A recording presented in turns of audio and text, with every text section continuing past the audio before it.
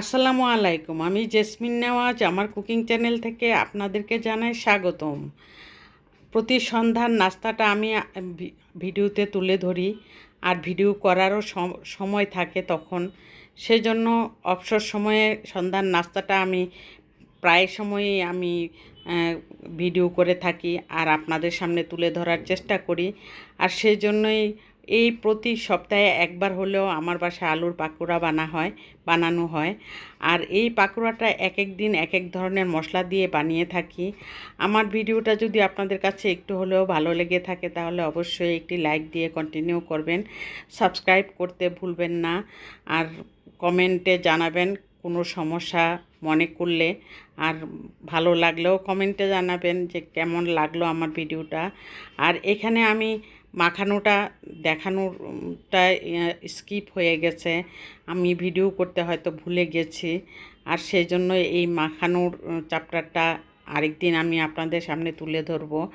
এখানে আমি দিয়েছি আলু চিকন করে কেটে, তারপরে আমি মশলার বলতে লাল মরিচের গুঁড়া দিয়েছি, আর জিরার ফাঁকি দিয়েছি, ম্যাগি মশলার একটা প্যাকেট দিয়েছি, আর একটু সয়া সস দিয়েছি, এইটুকুই মশলা।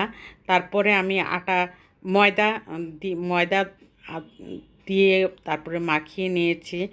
মাখানোটার মধ্যেই এটার স্পেশাল একটা ট্রিক্স বলতে, মাখানো যদি আপনি কষলিয়ে মাখিয়ে নেন তাহলে কিন্তু এই মচমচে ভাবটা থাকবে না, চ্যাপ্টা হয়ে যাবে, ভিতরে আটার ময়দার দলা পাকিয়ে যাবে। সেজন্য একদম প্রথম থেকেই যখন ময়দাটা দেওয়া হয় তখন একদম হাতে যাতে না লাগে এরকমভাবে আপনি আলতোভাবে মাখিয়ে নিতে হবে, তাহলেই কিন্তু এরকম মচমচে ভাব ভিতর পর্যন্ত একদম আগুনে তেলের একটা তাপ চলে যায়, আর ওই ভিতরটাও মচমচে হয়ে থাকে সেজন্য।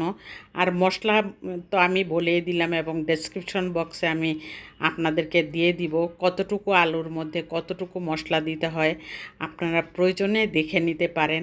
এই আলুর পাকোড়াটা কিন্তু বাচ্চারা প্রতিদিন খেতে পারবে, এরকম মজা হয়। আর সেই আলুর পাকোড়াটা আমি সপ্তাহে একবার হলো আমার বাসায় বানাতে হয়। আমার বাচ্চারা খুবই পছন্দ করে এবং খুবই মজাদার, সেজন্যই পছন্দ করে। আমারও বানাতে একটু শখের বসে বানিয়ে থাকি, কারণ আমার খুব ভালো লাগে যখন আমার বাচ্চারা বলে অনেক মজা হয়েছে, তখন কিন্তু আমার খুবই ভালো লাগে যে আমার কষ্টটা সার্থক হয়েছে।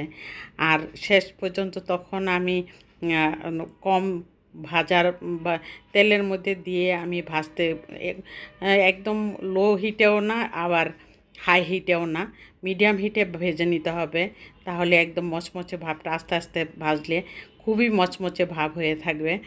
আর এটা সস দিয়ে, garlic sauce, soya sauce, tomato sauce দিয়ে খেতে কিন্তু অসাধারণ লাগে। আপনারা বানানোর চেষ্টা করলে কিন্তু কোনো দিনও ফেল হবেন না। যদি আমার মতো করে বানানোর চেষ্টা করেন তাহলেই সার্থক হয়ে যাবে, বাচ্চারাও খুশিতে খেয়ে থাকবে। এটাই আমার